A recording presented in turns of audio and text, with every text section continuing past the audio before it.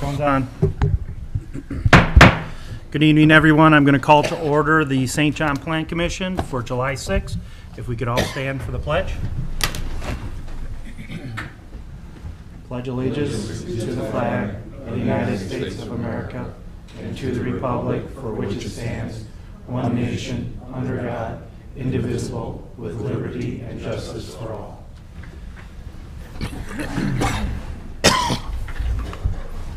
Roll call, Sergio. You know, I'm sorry I forgot my list, but let's go by face. Joe Gomestego. Here. Bob Valois. Here. John Gill. Here. Yolanda Cardota. Here. John Kennedy. Here. Bob Burleson. Here. And Jason Vlasic is not here today. Town Manager Joe Wizawati. Here. Attorney Adam Decker. Here. Engineer Ken Kraus. Here. And Councilman Liaison Brian Blazak. Present. You passed the test. Wow, Good job. Good job.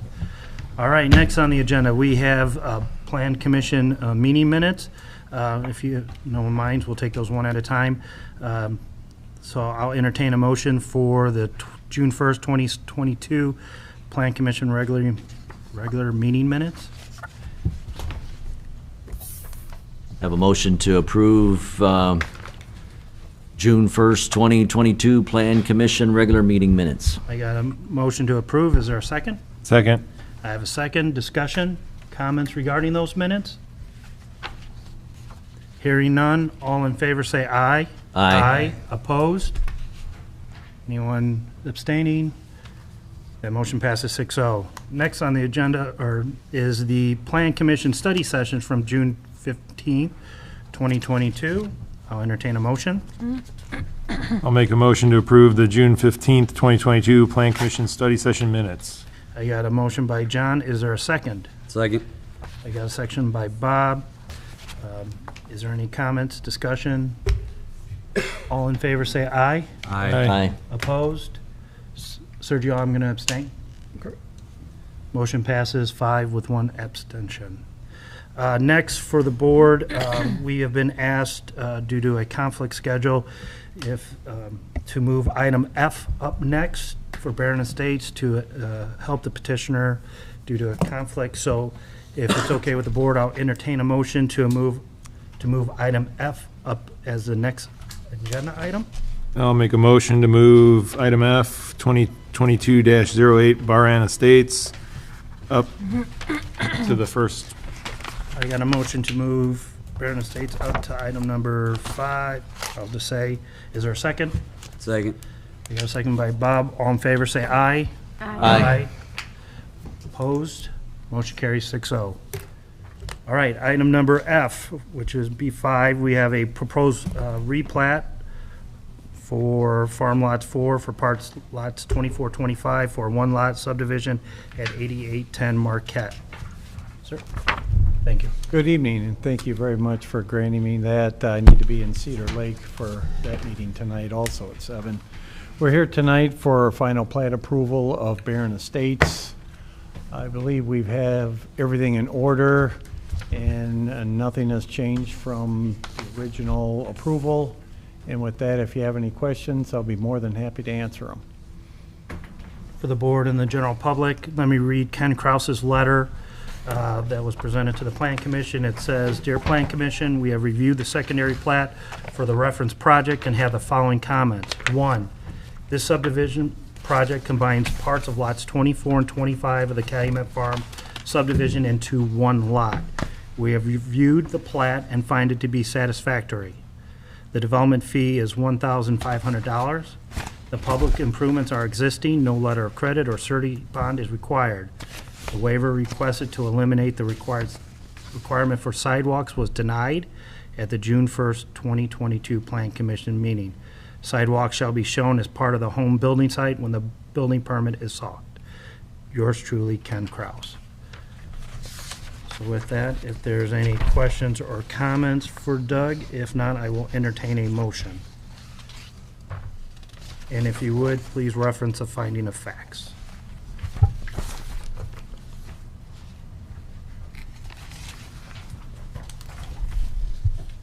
Motion to approve final plat of 8810 Marquette Street for Barron Estates and the findings of facts. I have a motion to approve referencing finding of facts. Is there a second?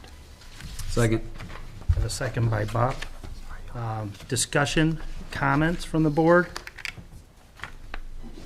Hearing none, all in favor say aye. Aye. Opposed? Abstention? Motion carries 6-0. Thank you very much. You're welcome.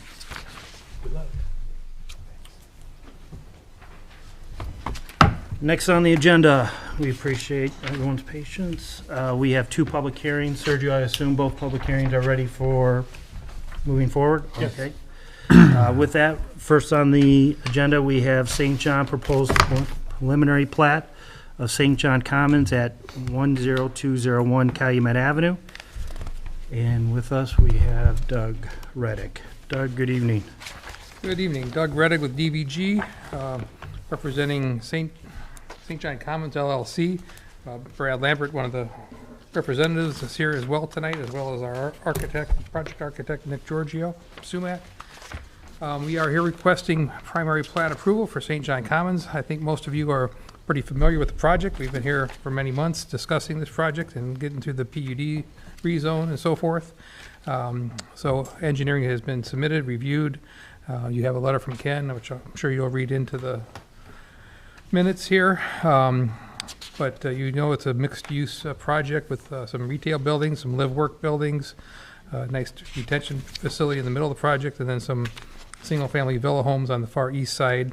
We have about 13 of those, and then the 2 more villa homes connecting the end of Red Rock Place for our project here. So we have the big tower line, we have the pipelines in there, we're dealing with all that. A lot of green space on the project, but I'll be glad to answer any questions if you have any. Any questions from the board before we open up the public hearing? Doug, I do have a question for you. I apologize, I was not here for the study session, so could not ask that question during those days. I did bring it up to Ken, our town attorney's attention. If you look at your lighting plan, I know the drive north of the pond is emergency access only. It seems pretty dark, and I think that would be an access point for people to walk. This is a live-work type of environment. So I didn't know if, Ken, you had the opportunity to talk to them and what they're... Yes, yesterday after our meeting, and he did put street light at both ends. 2 lights have been added to the drawings. Okay, Now, It'll be lit. the photometric plan was not updated because we just did that literally yesterday, and I was advised... but they are on the drawings. Okay, very good. So just for the board, I was just looking at that emergency drive north of the pond. Yep, If you makes look at sense. their photometric, It made perfect sense. okay, that's the only time. I wish my wife is listening right now. All right, I apologize, but thank you for that consideration. And Ken, there was a couple other items that all been addressed? They've all been addressed, yes. Okay. With that, if there's no other questions for the board, I will open up the public hearing. All right, Doug, if you want to take a seat. At this time, I'm going to open up the public hearing for St. John Commons proposed preliminary plat. This time, the public hearing is now open. Is there anyone to start? If you would do me a favor, just so we can get, if you could say your name and address for the record, please, sir? Leonard Wallaki, 10314 Red Rock Place. I was just wondering about the 2 homes that they're proposing to put. You know, the High Lines are awful close in that. I'm just wondering if that's still in the plans for that? Is there enough room? Yes. They're right next to the existing duplexes. They're very small. Okay, so it's going to be homes, not Villa homes. duplexes? One villa home on each side of the street. One villa home on each side? That's Okay. like half a duplex. So it's not going to match everything else, but, Well, similar style, but yes. okay, But that's everything. They're going right near the property line. okay. All right, thank you. That's the only question I had. Thank you, sir. Thank you. Appreciate you coming out. Any other comments from the board or from the floor? Sergio, did we receive any correspondence? We have not received any correspondence. All right, at this time, I call for public comment. Going once, Public comment going twice. Public comment is now closed. Doug, thanks for answering that question for that gentleman. I appreciate that. Let me read for the board and the public, Ken Krause's letter regarding primary plat review. Dear Plan Commission, we have reviewed the primary plat for the reference project and have the following comments. 1, this project includes 15 residential lots, 1 commercial residential mixed-use lot, 2 lots associated infrastructure and facility on 20-plus minus acre zone PUD. 2, we have reviewed the plans prepared by DVG Team, Inc., certified on 7/6/2022, and find them to be satisfactory. The application fee is $3,200, 16 times 200 per lot, and is to be paid prior to Plan Commission primary plat approval. That check was delivered to Jenna tonight. Very good. The SWIP, Stormwater Pollution Prevention Plan, has not been reviewed at this time. The fee for this review will be determined at the time for review. Sincerely, Ken Krause. With that, if the board has any more questions for Doug, I will entertain a motion. And with so, please reference the finding of facts.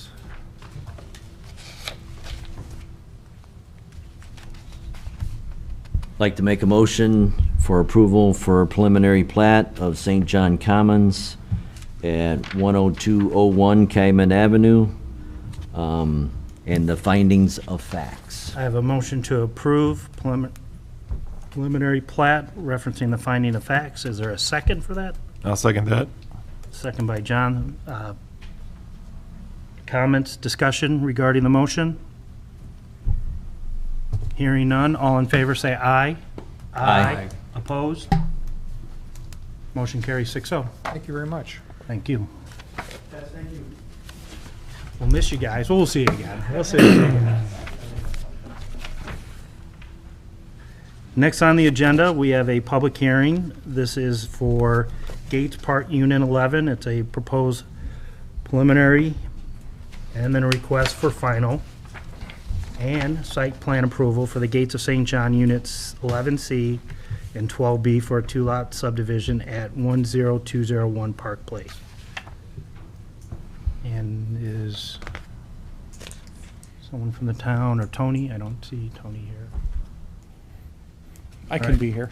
All right, Joe, do you want to give a brief presentation? This is more of a practical thing than mechanical thing. So it was recommended by staff, our previous park superintendent, that this park be separated into 2 separate pins, 2 separate lots, if you will, for the purposes of, emergency services. So as it stands right now, there's 1 address for this. So if there's an EMS call, one doesn't know to go to the east or to the west side of this park. So we're trying to make this a little bit simpler in terms of EMS response, emergency response, and just incidents in general. So it would have 2 separate addresses as well. So that's the whole goal of this, is to establish a separate address for the Klein Avenue.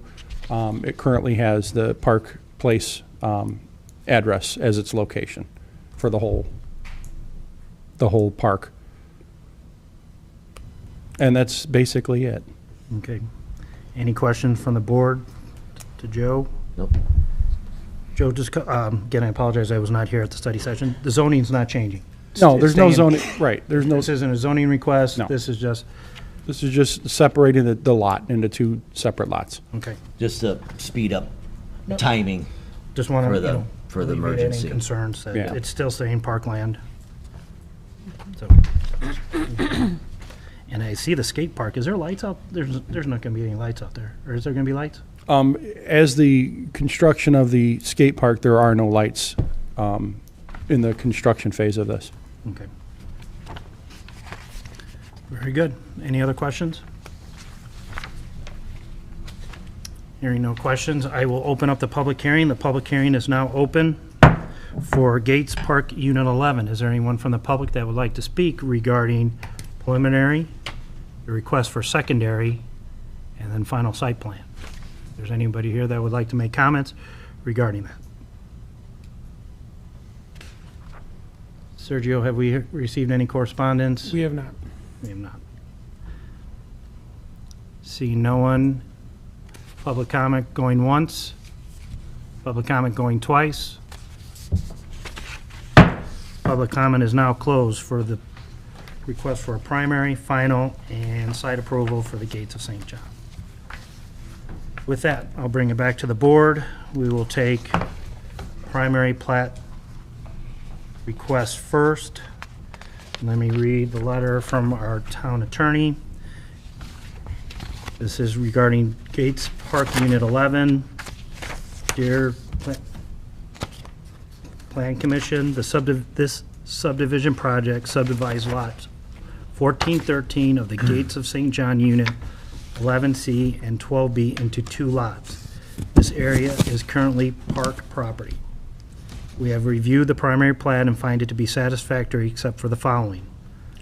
Curbs are not planned along the Klein Avenue frontage of Lot 2, so for the board, we will proceed with a waiver. I believe that's still the town's request to get a waiver for curbs. Sidewalks are not planned along Klein Avenue frontage of Lot 2. Are they still asking for a waiver? They're not asking for a waiver. For There is sidewalk. no waiver request for sidewalks. The intent is to install sidewalks along Pine Avenue, correct? All right, so we would just have to take care of the waiver for curbs. All other public improvements have been installed as part of this existing subdivision. Yours truly, Ken Kraus. So, first on our agenda then, let's take the issue of curb waiver. And I appreciate the town not asking for a sidewalk waiver. This board has been very adamant about asking everybody for sidewalks, so we appreciate that. So first, I'll entertain a motion to allow a curb waiver that would be on Lot 2, correct, Ken? Lot 2? Correct. So a curb waiver for Lot 2, as I should call it Lot 2. It hasn't been even a lot yet, but we'll just give it a curb waiver. So I'll entertain a motion.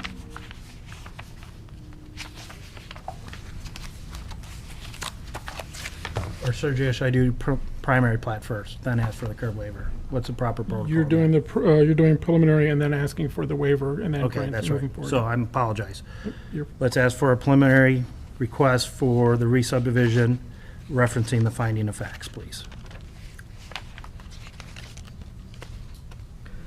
Like to make a motion for preliminary plat for Gates Park Unit 11 and the findings of facts. I have a motion to approve the preliminary plat with a reference and finding of fact. Is there a second? Second. You got a second by Bob. Discussions, questions? Hearing none, all in favor say aye. Aye. Opposed? Motion carries 6-0. Next, we have a request for a curb waiver of Lot 2. I will entertain a motion. I'll make the motion to approve the curb waiver for Gates Park Unit 11. I have a motion to approve the waiver for curb on Lot 2. Is there a second? Second. I got a second by Bob. Comments, discussion? Hearing none, all in favor say aye. Aye. Opposed? Motion carries 6-0. Next, we have a request for final plat. Let me read Ken's letter.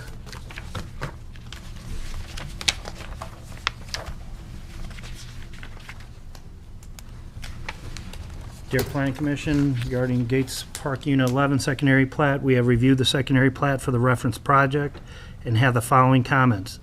This subdivision project subdivides lot 1413 of the Gates of St. John, Unit 11C and 12B into 2 lots. This area is currently park property. We have reviewed the plat and find it to be satisfactory. The public improvements are existing. No letter of credit or a surety bond is required. We will still hold, just for the board, we will still hold signatures for 30 days for the secondary, which is our policy and procedure. I will, if there's no discussion, entertain a motion. Please reference finding of facts as well. Make a motion for final plat for Gates Park Unit 2, or not 2, 11, and findings of facts. I have a motion to approve secondary plat referencing finding of fact. Is there a second? Second. I have a second by Bob. Any questions or comments? Hearing none. All in favor, say aye. Aye. Opposed? Motion carries 6-0.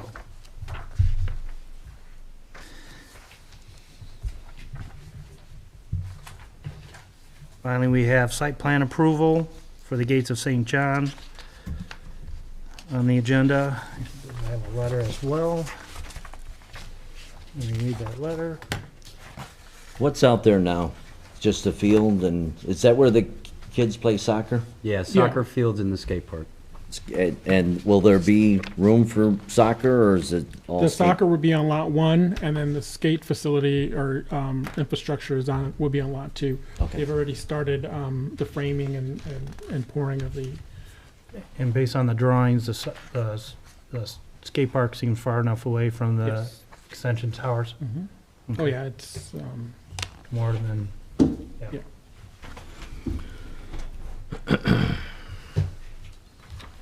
This is site plan review for Lot 2.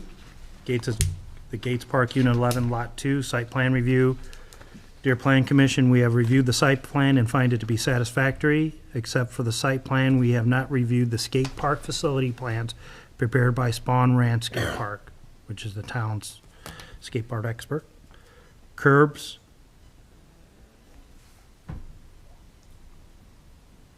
Curbs will be required. I'm just redoing your letter a little bit, Ken, because they didn't ask for a sidewalk waiver. Editor? Yeah, curbs will be required. No, sidewalks will be required as part of the primary plat approval process. So let me repeat number 2. Sidewalks will be required Long plan. as these items are part of the primary plat process review along Klein Avenue. Thank you. If you have any questions, yours truly, Ken Kraus. So that is the site plan. Any questions for the town? Hearing no questions, I'll entertain a motion. Please reference the finding of facts.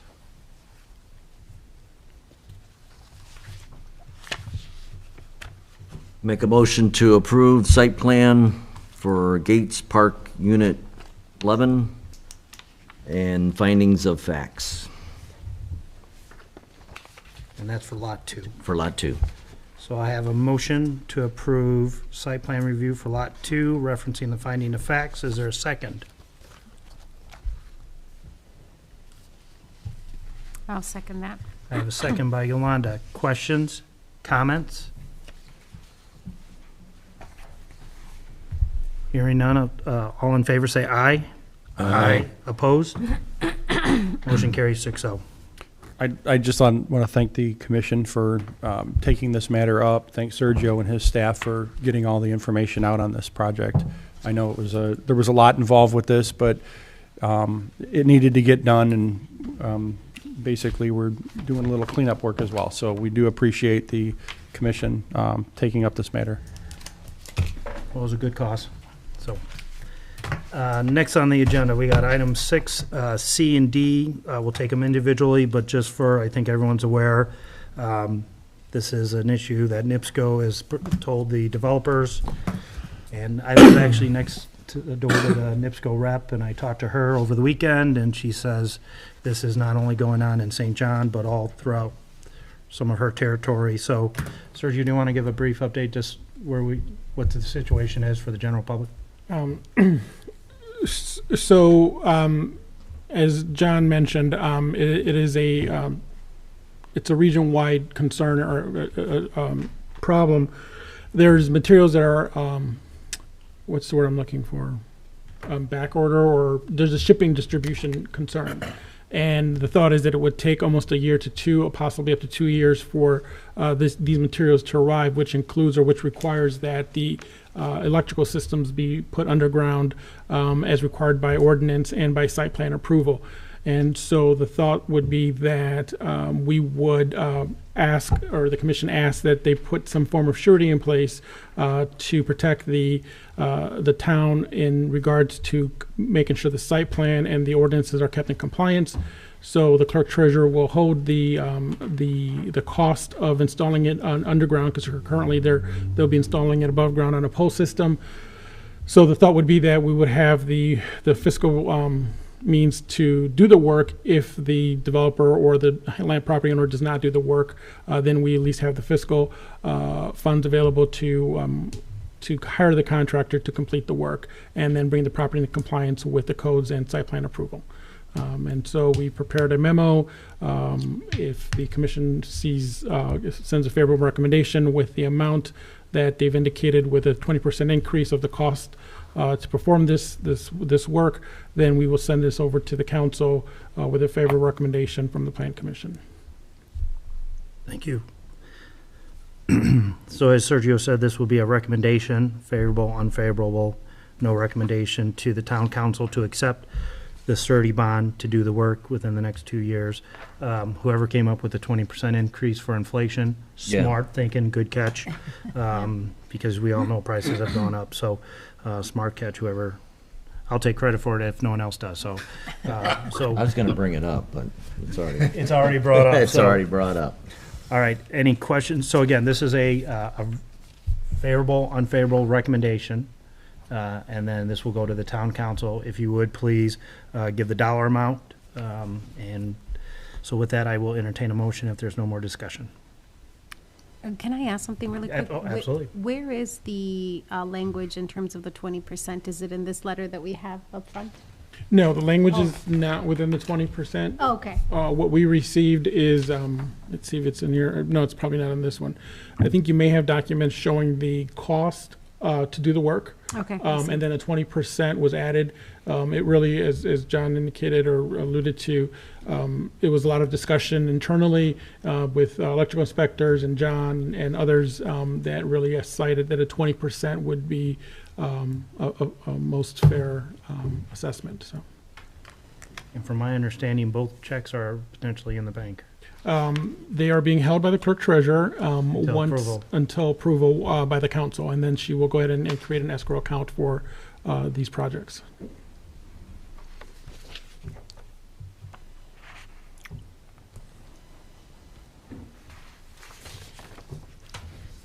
Hearing no other questions, comments, I'll entertain a motion. I'd like to make a motion to send a favorable recommendation to the town council to accept the surety of $11,286 for Smythe TDS. I have a motion for a favorable recommendation. Is there a second? Second. I got a second by Bob. Discussion, comments from the board? Hearing none, all in favor say aye. Aye. Opposed? Motion carries 6-0. Next on the agenda, we have Planet Fitness. Again, I'll entertain a motion. Please reference the dollar amount.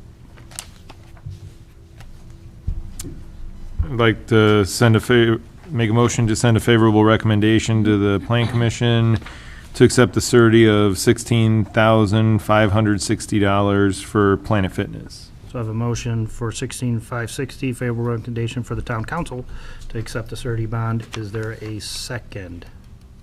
Second. I have a second. Comments, discussion? Hearing none, all in favor say aye. Aye. Opposed? Motion carries. Very good. Next on the agenda, we have Stream Sign, a proposed rezone R2 PUD, single-family proposed unit. Joe, how are you, sir? I'm doing great. Very good. I have paper copies of what is on the screen. I know it was emailed out, but I can hand them out if anyone wants one. Perfect. I think Jenna probably gave us a nice copy. Yep. You might have a cleaner copy.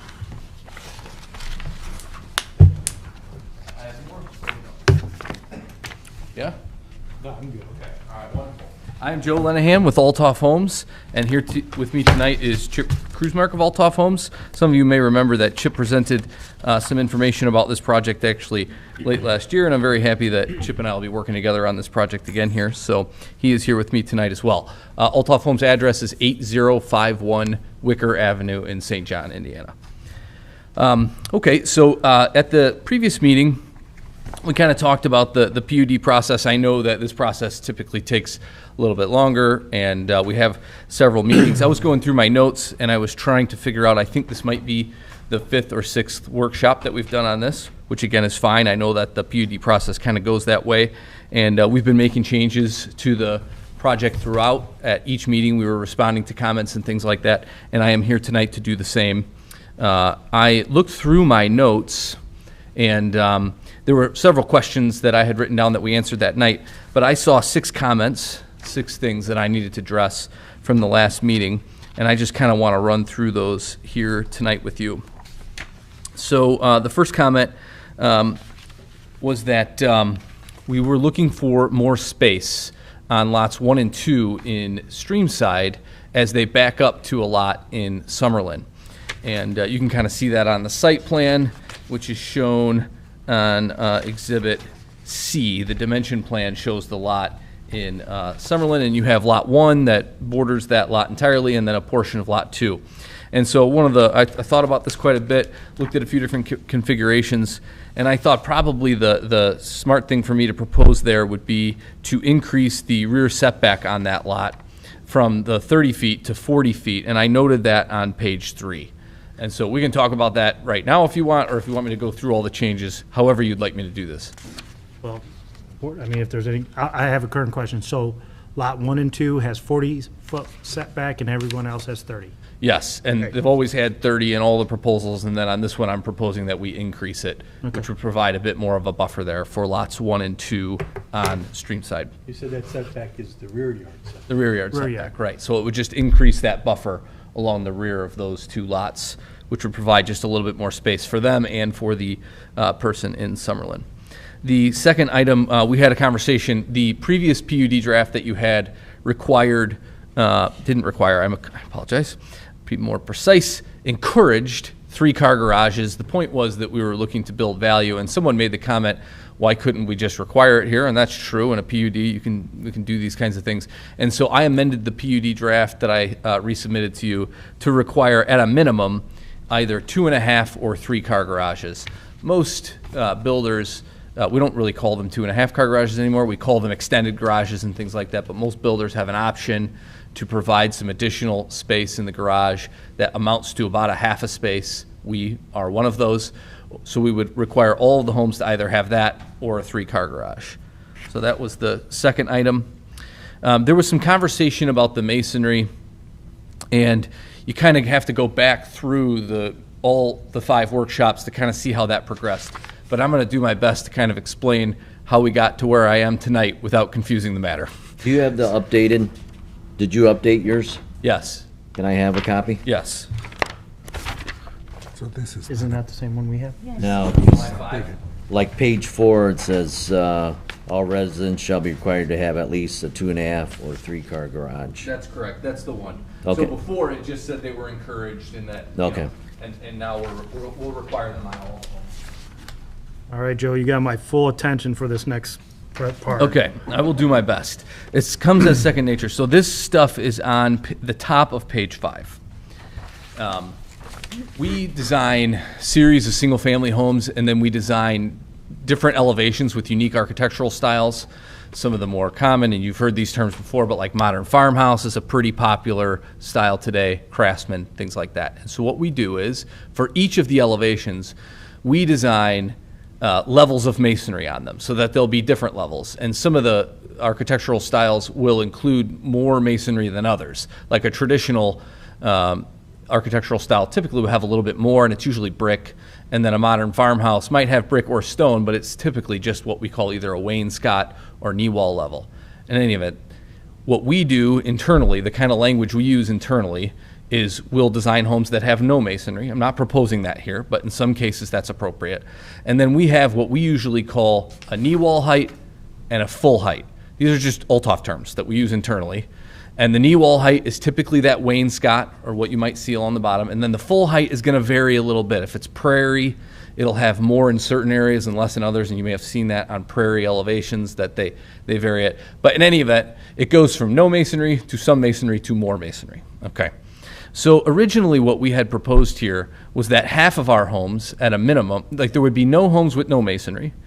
And then all of the homes would at least have the knee wall level, which varies from elevation to elevation. And then half the homes would have, and I had said 30% masonry. So let me just talk about that a little bit. So the previous PUD said 50% of the homes will have 30% masonry, and that is confusing. It isn't to me because I live in this world, but that's very confusing. So the reason for 30% is because at that full height masonry level, and we've got literally dozens of elevations, the percentage of masonry on the home varies between like 30 and 60 or 70% on the front. What does that percentage mean? You might see it calculated slightly differently in different places, but basically what you do is you look at the area of the front of the home and you take out the windows and doors. That's an industry standard, and that comes out of the denominator because you are going to have windows and doors on the home. That's not really something you can pick or choose. So what you do is you calculate the percentage of the front of the home, and then you have 30% of what's left minimum, but again, it varies. The point here being, I'm committing to the highest level of masonry. So depending on the architectural style, like on a modern farmhouse, you'll be more like 30, and on traditional, you could be all the way up to 60 or more. I'm committing to the highest level of masonry. That's a lot. I'm glad to talk about that more. So before it was half could be knee wall and half would be full height, and now it would be all of our elevations would be the highest level. In a community like, yes, sorry, go ahead. No, when you say highest level, are you saying all of them will be minimum 30% masonry? Right, and that 30 is chosen because I'm actually looking at our homes and seeing what that full height level is across all of our elevations. Does Altoff do any homes that have off brick fronts? No. I mean, 100% of less the doors and windows? 25% of the whole building unit. Does Altoff do any homes that have 25? So no, and that's not what's very common nowadays. I mean, but no, we don't. They all would go up to around 68%, or I think that's the highest. So what would a 68% house look like? Would it just have the shingles on the dormers and something like that? What it would probably have is up to the first floor plate, like on a ranch, it would be up to the first floor plate, and then maybe the gable ends up above the roof. Wouldn't, but they'd have like a shake siding or something like that. Typically, you don't get anything above the roof line. And these are pretty typical percentages. I mean, even in the highest end, super Altoff. custom. Well, and really anywhere. I mean, I'm not saying you won't find homes, but the architectural styles today just typically aren't full masonry. So that's what I'm proposing. Let me just get through the next three, and then that's okay. I'm glad to. And I thought that was good. The fourth item, this was actually Commissioner Member Burleson brought this up towards the end of last meeting, was just concerned about blank walls, and we don't have any, but I've done this in other PUDs. I'm committing to a minimum of 2 windows on all sides. Now, they'll mostly have more than that, but there are some side elevations where we would have 2 windows. And that just really relates to like the room configurations and things like that that are in there. But I understood the comment that you were making, and that's a common way that we address that in a PUD, is to commit to minimum windows. You know this, and I don't want to bust your chops, but do you know the size of the windows? Oh, yes, he does. He wants a budget. Well, they vary. So if you want me to put a minimum square foot window in, I'm willing to, totally willing to do that. But some of the Well, I just styles- don't want you to say, yeah, I satisfied Burleson, I gave him 2 windows, and they're 2 basement windows? 2, you know, There may be- a foot by a foot window. Well, and so I'm glad you're bringing this up because I want to be totally transparent. There may be some elevations where we have a switchback stairwell, and typically in the switchback stairwell, I don't know that they're 1 foot by 1 foot, but I'll be prepared to address it in the final document, where we put like a pair of square, smaller than like a normal window. They don't open. They're probably like 16 by 16 if I had to guess. Inches, is that what Yeah. you're thinking? Yeah, something like that. So a little bigger than a foot by foot, but your point is well taken. I can define that. And that would be rarer to just have that. There's going to be, windows and rooms and things like that I can commit to. Window trims. We had quite a bit of conversation about window trims. I can offer 3 window trim colors, a white, a tan, or beige, and a gray, which is pretty typical. I went and drove a bunch of other communities. In fact, I went through the latest phase of the preserve. I'd say about 2/3 to 3/4 are white trims. I really looked into this, though. I think we were trying to build value at Walden. I think a lot of these comments are coming from Walden. And at Walden, we went to a 6-inch trim. thinking this would build value and kind of beef it up. And I think the 6-inch trim with the brick mold is what's making it so prominent. And I think a 4-inch trim is a little bit more typical. So my recommendation would be that we move to a 4-inch trim, if you want. We would move to a 4-inch trim and have that variety of trim colors, which would then go along with the siding colors. So not all of them would have white trim around the windows. And it would help with the monotony that we talked about last time. Is it possible, and this is just following along with the monotony type, is it necessary to have window trim in all cases? Is that something to do with your construction? So when you're using vinyl siding, you could do a J-channel, and it might not look like there's a trim there, so you just get the brick mold around the window and a J-channel. Right. And, you know, a lot of builders and developers in situations where they're trying to build value like this, add the trim because it adds value. In this case, we're doing fiber cement, hardy plank, no vinyl, and you're gonna need a trim in order to finish that out. I'm just curious Yep. as to, you know, the reasoning why you said here, all windows on the sides and rear will include 4-inch window trim.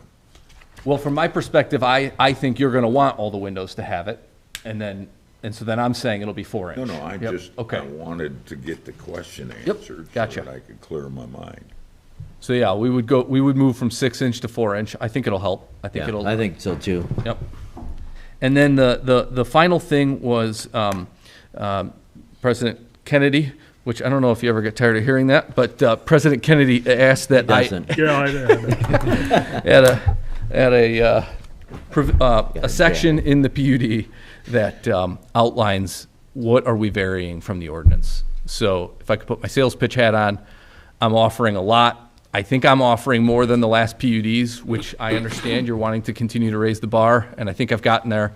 And in return, I'm looking for 10 less feet on the lot width, and really 10 less feet on the lot depth or rear yard setback, which is why you have slightly less square feet on the lot.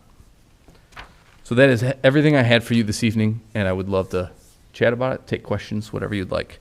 I am hoping that tonight, if it would be okay with you, even if there's a couple of lingering comments, that I would be able to advertise for the public hearing and maybe address those, as I am eager to continue this process. Probably the only hang-up I have for this development is sidewalk along 109th. Yeah, I understand there's wetland there, and I've seen other communities in Michigan, Novi. I think it's 9 Mile Road. There was like one after another boardwalk going across their drainage wetland areas. I'll do it. Is a boardwalk acceptable? This board is pretty adamant about having sidewalk along the frontage roads. I think you can put materials in there that will not cause heartache for St. John. Yep. You know, I'll do it. helical piers.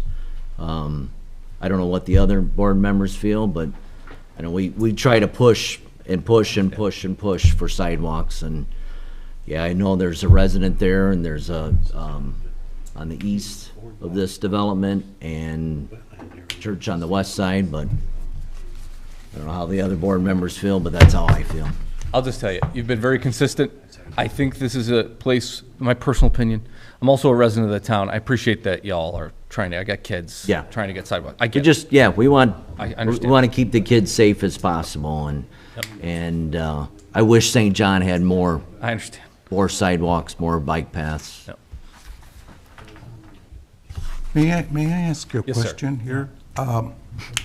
The lots that you have here, all right, when you build the house or the structure or the improvement, however you want to name it, how close is it to the following house, the closeness of it?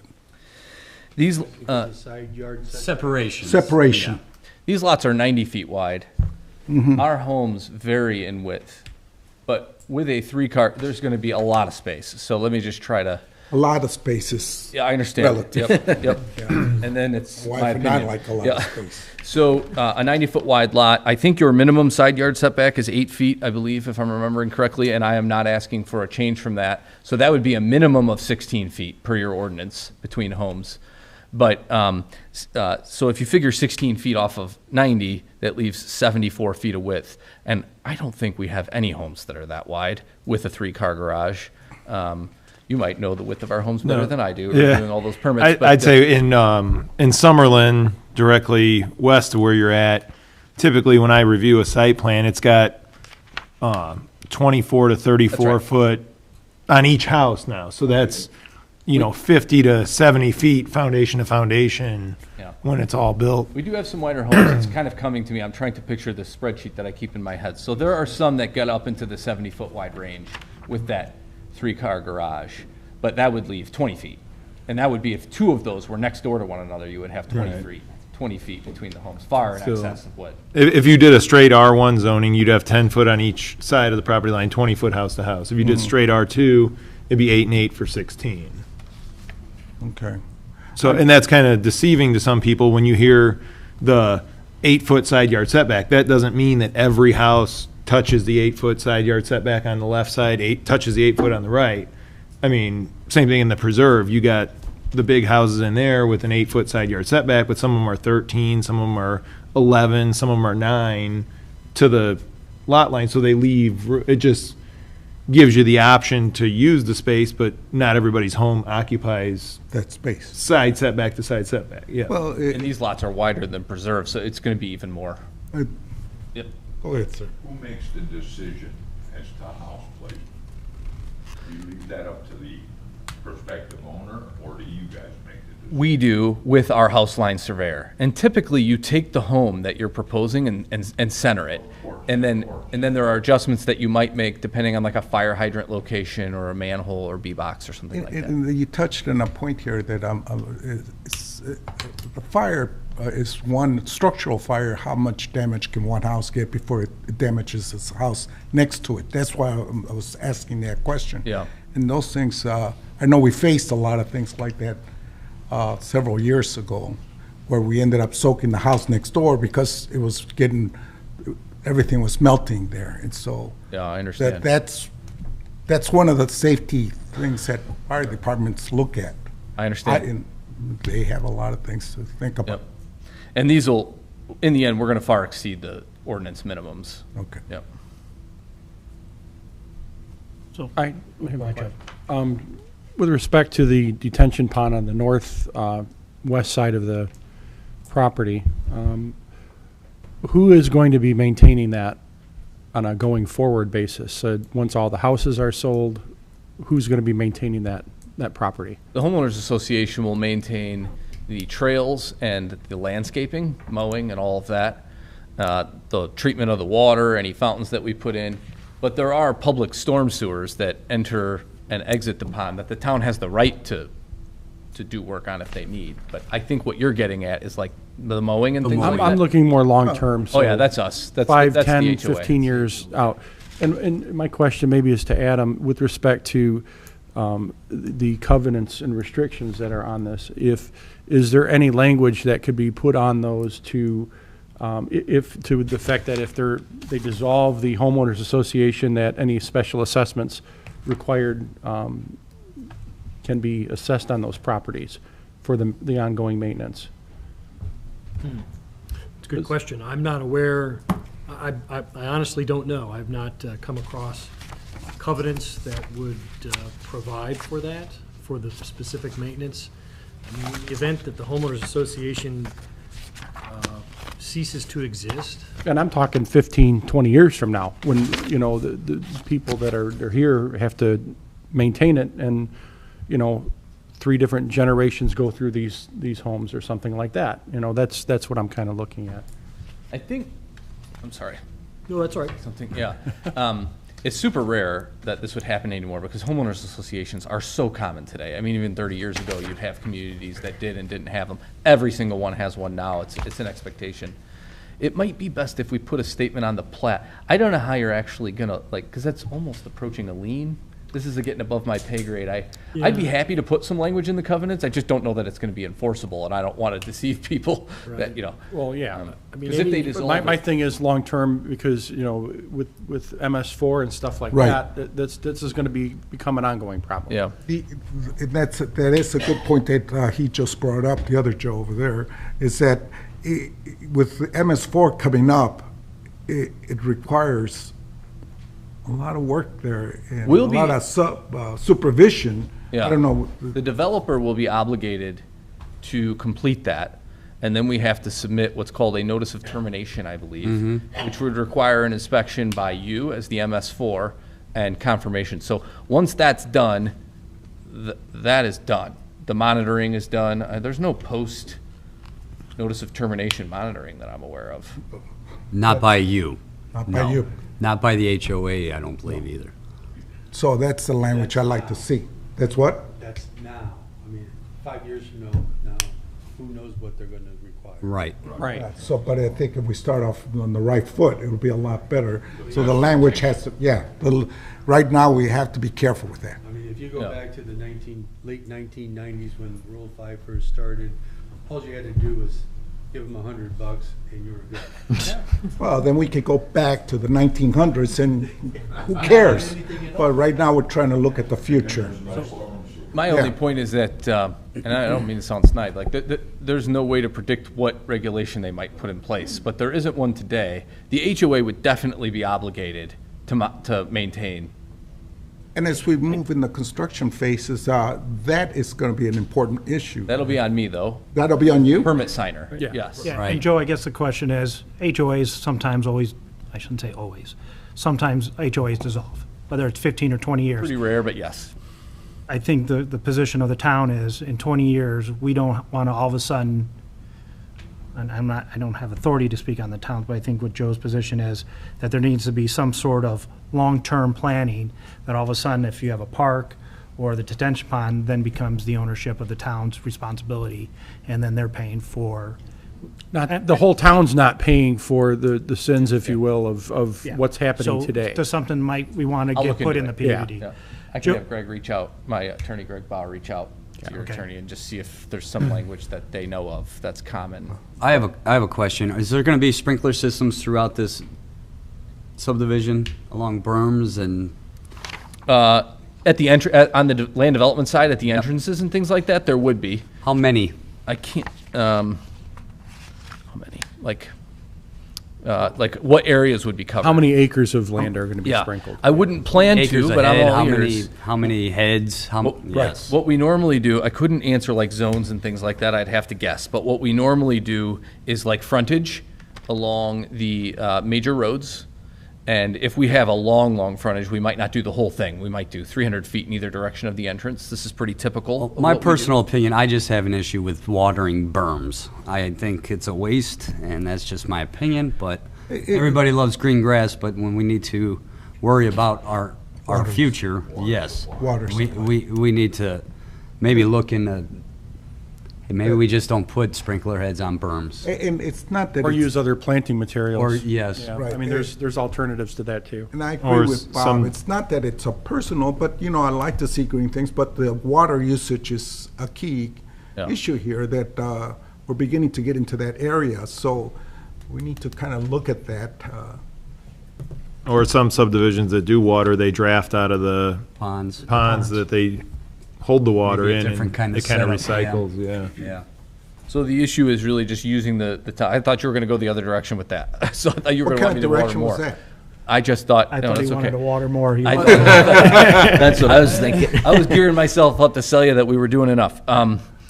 So I can look at that, and I'll tell you what I was planning it. We normally do a couple 100 feet in each direction, and we like to do the entrance markers, plant flowers for marketing and things like that. I'll look into some systems out of the pond. There's some legendary stories of disasters happening. And no where cross connections, pond gets yes, treated and- whatsoever. Yes, absolutely. But let me look into other water sources for irrigation and that. Okay. Joe, I know you've showed us multiple homes, but it comes down, I think, you don't put spec homes out. These are all owner-picked homes, right? So, or do you put spec homes up? We do. Okay, So sometimes, how I see it, you show us multiple different elevations and type of homes, but it really comes down to maybe 4 of the 12 or 3 of the 9 that are up there. So when we look into the, oh God, I'm drawing a blank. Anti-monotony there? Yep, Anti-monotony. yep. I think we need to get a better definition of that. The other thing is, I'm concerned is, price is a concern for every homeowner, right? My concern is we're gonna get all 50-some homes at just the minimum 30% level. So you're right. You've been here 5 or 6 months. I wish you would have talked to Nick Nazalmoff. He was here 18. And we are trying to raise the bar. My issue is, I guess, we see all these pretty pictures, but then it comes down to 3 or 4 homes with a new homeowner. I get it, but it's bare. But we need to raise the level because you are asking for a reduction of lot size. Yep. So we got to get some. Where do we make a compromise, and where do we get there? You got 7 of us. You got to sort of make sure we're all on the same page. So I know you said you would want to get to public hearing. I would love to get one more study session in minimum, just to iron out these final details regarding watering, anti-monotony. Let's get a better understanding, so it's just not 3 or 4 homes out of the 12 you have. You know what my pinch point is and you know what Bob's is. Is there any other pinch point? Yeah, I think I'm going to piggyback off John if you want to tag me in if you're ready or not. Or. Well, no, I think this was, I heard about this from somebody that said, so I'm glad you're picking point. So let's try to get, if there's any, you're right, you've been here 6 months.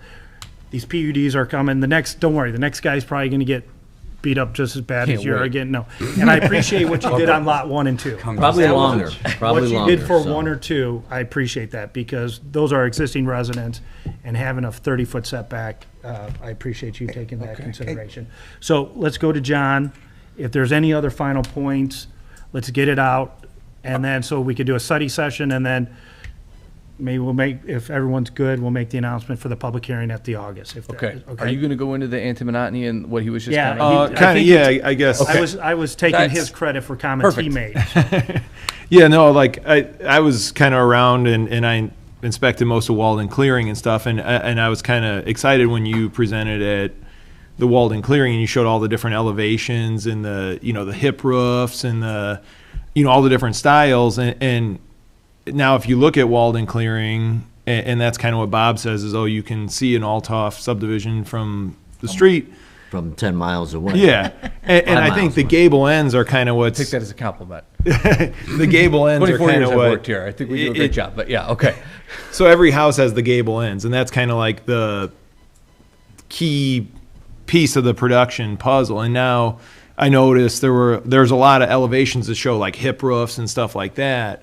And I noticed that, I think there's only 5 hip roofs out of all of Walden Clearing when every single house had the option for, a hip roof and stuff. Okay. And so I think, if people are coming to the design center and you're saying, you can add a hip roof to this house, but it's going to be this much of an upcharge, well, they're probably going to spend the money on a backsplash or granite or quartz or something that's... I understand. Versus an aesthetic. So I don't know if there's a way to build in, if every other house was a gable and a hip, it would look it would be a completely different look for, your guys' subdivisions. But again, I don't know if maybe the specs are, you can spec the different roofs on the specs and then let the people that just want the base model that don't want to upgrade, the appearance or add dormers or do things like that. But that's kind of what I've noticed is, there's all these options, but then when everybody buys the base model, then you don't have the options. You had the options on the table, Yeah. but nobody picked them. Nobody I picked understand. it. So I think if we can put that into the PUD saying, so many only at 30%, so many at 25% of the total unit. That's what I was thinking. So many. So I think that will, besides the watering issue we heard, I Right. think that clears up a lot.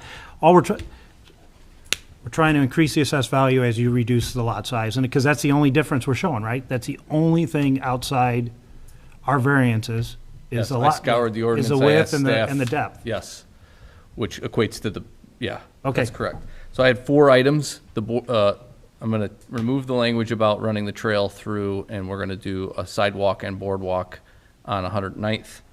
And I can commit to that tonight, but I'll fix the PUD up with that. We'll talk about language about the HOA and where best we could sort of make clear for the long term that the maintenance belongs with the homeowners. Because you're also proposing a park. Yes, we've got parks. So yeah, I think all not the open only the spaces. pond, but future park. Yep. Irrigation. And then I am going to look at like what exactly happened at Walden. That is to say, what are the data on what homes, and then how can I incorporate something in here to make sure that we get true variety. And I think one of the hip roofs was the model, or Okay. one of the first 3 models that were in there. I think was the hip, and it was like, all right, this is nice look. And then every single one was gable Yeah. after that. Could you build into your HOA contract with the monotony clause as what John has brought up? In other words, if you got, there'll be no more than, 2 gables in a row or something. In other words, I don't know how much sway you have with the homeowners when they're saying, well, I want this lot, when you have, several lots in a row. Where do you want to live on the block? I don't know how specific people are about it. Sure. Councilman, I wouldn't even like it on the HOA. I would like it in our ordinance. In the That out of the 50 some homes, 10 can only be this, 10 can only be that. This percent, And I would like yeah. the same with brick. Only 10 could be 30%. The And rest have and to that way be- you kind of cycle through all the options. Then the first ones, you don't get first dibs, right? Yeah. And then, so I think, not in the HOA, but I would like it in our ordinance, so it's, I think the word mandatory might have to appear on some of these I think documents. it's raising our standards is Yeah. what we're No, getting. Yeah. that's why I'm throwing this out Yeah. there. And if we can't put it in the monotony clause, and then the council will move ahead on passing Right, yeah, you, right. So, required ordinance in order to put it on the books. correct. And that way they would have to follow those standards, so. Joe. that's- I'll put that's- it in the PUD, which is where it belongs and is going to give you the most strength because it's the zoning. And actually, this is a good marketing ploy for you, because then you would tell people, they're coming from other areas, and they want Yeah. something unique. So you're saying this town wants just not a monotony. Bop, bop, bop, bop, bop. This is what we're looking for. And I'm sorry for the sound effects, but I had to put that in there. all right, So- anything, oh, I'm sorry. Couple things here Oh, real yeah. quick. I don't know if I was reading this here or if it was somewhere else, but are you going to require sprinklers on the, Yeah, that front question yards was of the asked, homes? and I think we were requiring it in the front yards, Okay. but Here's- we had seen that in some other PUDs and looked at that like the new minimum. yeah, so here's something that I don't know if it's required, but I would definitely put this in as far as a requirement that they have to have their separate meter for the sprinklers. I think that was They do, discussed, yeah. they do anyways, I believe. Okay, good. I mean, it just makes sense. Yeah. Yeah. The other thing is the trailways that you're proposing. I'm glad to see that, because obviously we want to provide connectivity throughout the town at some point, so we want that considered as part of our planning. More importantly, what I'd like for you to take a look at and provide is what kind of improvements along White Oak Avenue you're going to have in terms of, deacceleration lanes, stuff like that. So I'd like to take a look at, that and see what kind of improvements that you're going to be doing there. Are you doing anything with that corner lot? Is that your It's just going to be sold. so that property is going to be sold? Yeah, we're not doing anything with it. Okay, so that's not part of, obviously, this development? No. Is it part of a master development that you guys are working on? No, it's not going to be a part of Streamside at all. It'll just Okay. be, someone will live there. It's a house with a couple of outbuildings. About the road Well, the improvements. reason I bring that up is because obviously we're going to be, putting together a plan for 109th and White Oak Avenue at that intersection. Yeah. So I definitely would want to work with you with respect to that. So at some point to discuss road impact fees and kind of working through some of that as well. I'd be glad to. Yeah. I mean, and we can do that now or at primary. At primary, we I would. mean, we can get into that discussion at some point, but Yep. we definitely want to have a discussion. I mean, my expectation is, of course, I have to pay the road impact fee, and then the way it works in Indiana is if you included improvements Right. in your road impact fee study that you would like me to do, We can offset I can those. use the road impact fees. And I'm assuming at my other entrance that I will have XL, decel, and meet your standards for all of those things. Yeah. For sure. And if we Your could exceed, subdivision if control we will could exceed require those standards, then we could talk more about the Yep, road impact fee. exactly too. right. South of. Joe, one more question. Going off Bob's comment with the boardwalk over the existing natural area, does that impact any of your trails that currently are rendered in here? Does anything get removed? That was my question too. I would like to not see any trails eliminated, what you have here, and then add that along 109th. I'm just. I don't know that I can do that, but I will look at it. Okay. I will look at it. I mean, the solution that I had here, which I already made that case, but let me take a look at that. Right, anything? Joe, else? isn't that a county road? I believe that's a county road, so, It is a county road, okay. so yeah. No, I meant White Oak, Yeah, it is a county road, but they're gonna be making improvements to it, so, and they did, I think. yeah. And eventually, it's gonna be in town anyway, so, Mhm. yeah. I don't mean to be rushing, so if there is any other questions or comments for Joe's good of the cause.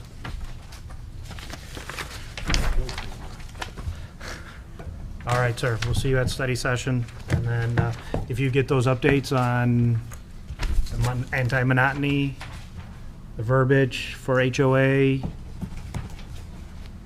Do you have another meeting in July? Yeah. Yeah, we have a study session. Can I attend that?